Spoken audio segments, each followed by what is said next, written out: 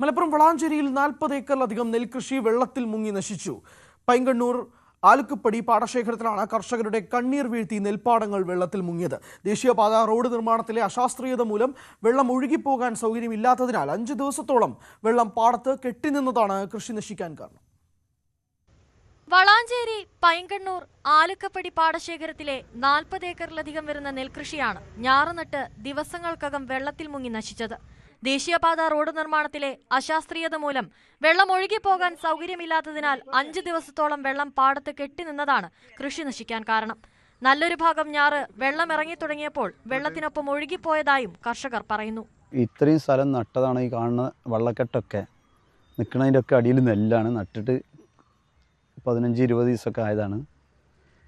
ഒരു മാസമായതുകൊണ്ട് എല്ലാം പോയി എന്ന് തന്നെ കാണാം. അങ്ങനെ തന്നെ പറയാം, എല്ലാം പോയി. എന്താ വാക്ക പോയി എന്ന് തന്നെ പറയാം. നമ്മുടെ എല്ലാം പോയി എന്ന് തന്നെ പറയാം. പിന്നെ നമുക്കൊന്നും പറയാൻ എന്തപ്പം നമ്മൾ പറയാം, ഇങ്ങനെ വരിക, നമ്മൾ അനുഭവിക്കുക. ഇനി മുന്നോട്ടുള്ള പോക്ക് ഭയങ്കര പ്രശ്നമാണ്. വളാഞ്ചേരി, കാട്ടിപ്പരുത്തി, മൂച്ചിക്കൽ ഭാഗങ്ങളിലെ ദേശീയപാതയിൽ നിന്നെല്ലാം ഒഴുകിയെത്തുന്ന വെള്ളം ആലുക്കപ്പടി പാടശേഖരത്താണ് വന്നു ചേരുന്നത്. മുൻകാലങ്ങളിൽ ഇവിടങ്ങളിൽ പെയ്യുന്ന മഴവെള്ളം പാടശേഖരത്തോട് ചേർന്ന് തോട്ടിലൂടെ ഒഴുകിപ്പോകുന്നതായിരുന്നു പതിവ്. എന്നാൽ ഇപ്പോൾ ദേശീയപാത നിർമ്മാണം പൂർത്തിയായതോടെ ഒഴുകിയെത്തുന്ന വെള്ളത്തിന്റെ അളവ് വർദ്ധിക്കുകയും ഒഴുകിപ്പോകാൻ തോടിന്റെ വലുപ്പം അപര്യാപ്തമാവുകയും ചെയ്തു. ഇതോടെ വെള്ളം ദിവസങ്ങളോളം പാടത്ത് കെട്ടിനിൽക്കും.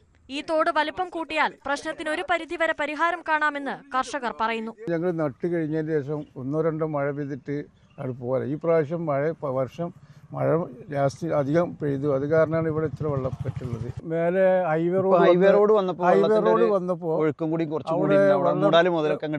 പല ഭാഗത്തു കൂടി പോയിരുന്ന വെള്ളം ഒരേ ഷെയ്ഡിൽ വന്നിട്ട് ഈ ഭാഗത്ത് നമ്മളെ ഭാഗത്താണ് അധികം വരുന്നത്. ഈ ഒരു ഭാഗത്ത് കൂടുതലായി വരികയാണ്. നേരെ പുഴയിലേക്ക് പോയിരുന്ന കൂടി ഇപ്പം ഇങ്ങോട്ടാ വരുന്നത്. അതിന് വല്ല പ്രതിവിധി ഉണ്ടെങ്കിൽ എന്തെങ്കിലും കാണിച്ചെന്ന് ഇറക്കില്ല. അല്ല, ഞങ്ങൾ കർഷകരെ കൊണ്ട് ഇത്രയും സ്ഥലമൊക്കെ ഇപ്പം മുനിസിപ്പാലിറ്റിയാണ്. വില്ലേജിന്റെ വളാഞ്ചേരി കൃഷിഭവന്റെ കീഴിൽ കിടക്കുന്ന സ്ഥലങ്ങളാണ്. ലക്ഷക്കണക്കിന് രൂപയുടെ നഷ്ടമാണ് ഓരോ കർഷകർക്കും ഇതുമൂലമുണ്ടായത്. പ്രശ്നത്തിന് പരിഹാരം കണ്ടില്ലെങ്കിൽ കൃഷി ഉപേക്ഷിക്കേണ്ടി വരുമെന്നാണ് കർഷകർ പറയുന്നത്. ന്യൂസ് 18 തിരൂർ. ദേശീയപാതയിൽ നിന്ന് മഴവെള്ളത്തിൽ